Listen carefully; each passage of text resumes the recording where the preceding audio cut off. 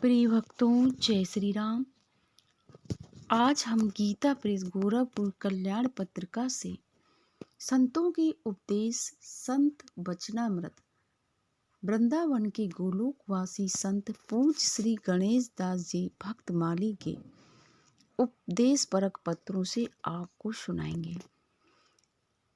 श्री भक्तमाली जी कहते हैं कि भक्त की महिमा का वर्णन करते हुए श्री कृष्ण ने उद्धव से कहा, जो साधक भक्त है अभी सिद्ध नहीं हुए हैं, अपने इंद्रियों को जीतकर अपने बस में नहीं कर सके हैं, उन्हें संसार के विषय काम क्रोध आदि बार बार बाधा पहुंचाते हैं, विषय अपनी ओर खींचते हैं। वह साधक बार बार अपने मन को विषयों से अलग करता है, क्षण क्षण नाम संकीर्तन आदि का अभ्यास करता है। भक्ति के प्रताप से वह भक्त प्रायः विषयों के बस में नहीं होता है, विषयों से कभी हारता नहीं है। जैसे ईंधन के ढेर को अग्नि जला डालती है, उसी प्रकार भगवान की भक्ति पाप राशि को जला डालती है। भगवान का आश्रय लेने पर पापों का होना संभव नहीं रहता है, फिर भी कदाचित कभी कोई दोष बन जाता है तो उसे भगवान ही अपनी कृपा से नष्ट कर देते हैं।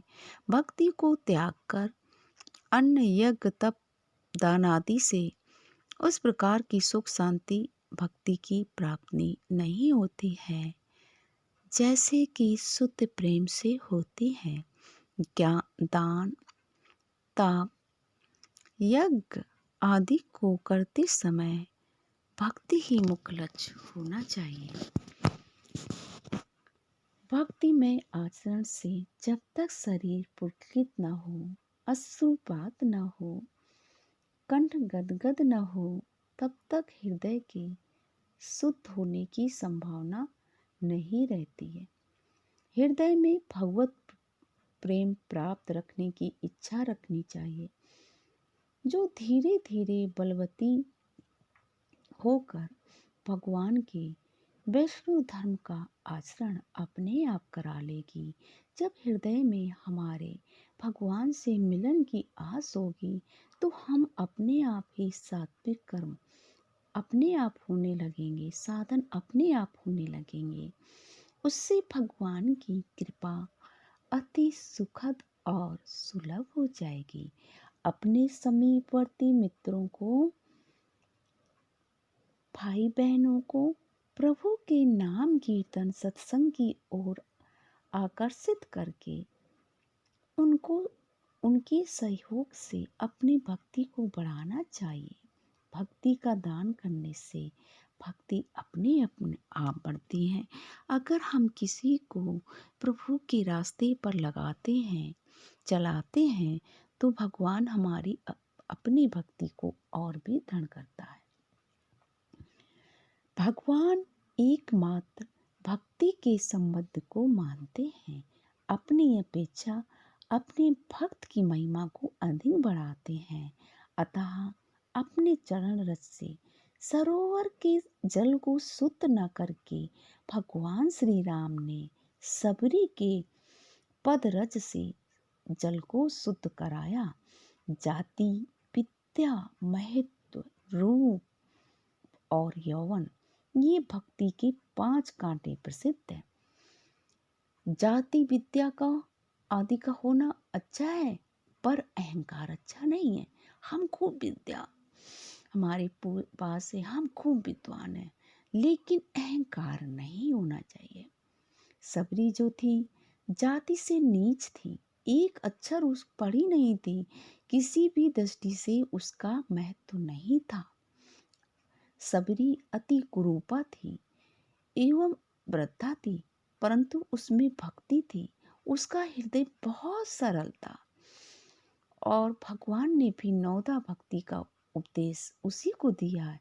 किसी के ऋषि के सामने भगवान श्री राम ने नवदा भक्ति का उपदेश नहीं दिया, बल्कि सबरी माता के सामने नवदा भक्ति का उपदेश दिया है। इसलिए हमें सरल होना चाहिए, सभी प्रकार के दोष हमारे अंदर नष्ट हो जाते हैं, तब भक्ति होती है। यदि भक्ति नहीं है तो विद्या, तपस्या, ज्ञान आदि का कोई भी महत्व नहीं होता है। भगवान के स्वरूप हैं माता पिता, ब्राह्मण, संत, गुरुदेव, तुलसी, पीपल, मंत्रस्थ देवों को प्रणाम करना चाहिए। शरीर से साष्टांग अथवा वाणी से प्रणाम ये भी संभव ना हो तो मन ही मन से नमस्कार कर लेना चाहिए। इस प्रकार भक्ति से युक्त जिसका जीवन है वह मुक्तिदाता श्री कृष्ण के चरणों को प्रेम का पाने का अधिकारी होता है। उसे भक्ति अवश्य प्राप्त होती है। राजा बलि ने अपना सर्वस्व अर्पण कर दिया था।